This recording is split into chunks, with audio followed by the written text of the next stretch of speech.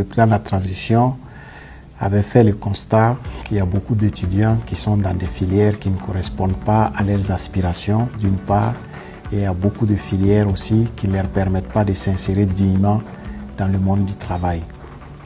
Donc suite à cela, lors de son passage à l'université Joseph Kizerbo le 17 janvier 2023, il m'avait instruit de mettre en place un dispositif qui permettrait d'évaluer et de réorienter les étudiants pour qu'ils puissent apprendre des métiers pour être employables le mieux possible. Et c'est suite à cette instruction que nous avons imaginé ce dispositif que l'on a appelé bilan de compétences et accompagnement. Il s'agit d'installer dans toutes les universités publiques du Burkina Faso un bureau de l'Agence nationale pour l'emploi.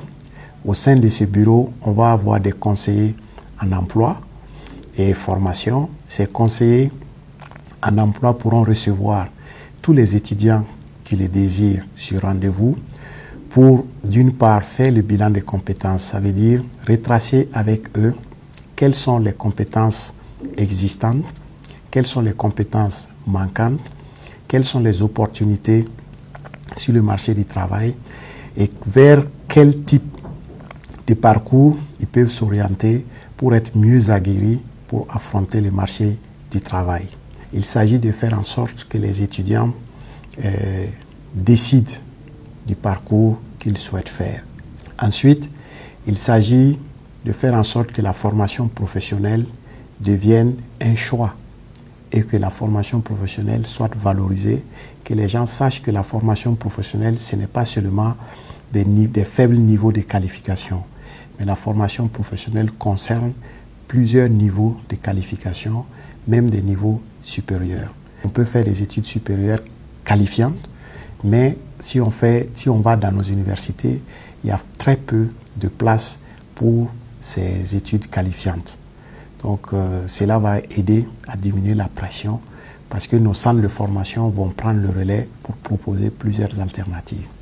Nous avons aussi prévu que les bureaux de l'ANPE pour faire les bilans de compétences et accompagnement vont aussi aller dans les instituts privés. Et dans ces cas, nous prévoyons plus, compte tenu de la taille de ces structures, de faire des missions de courte durée.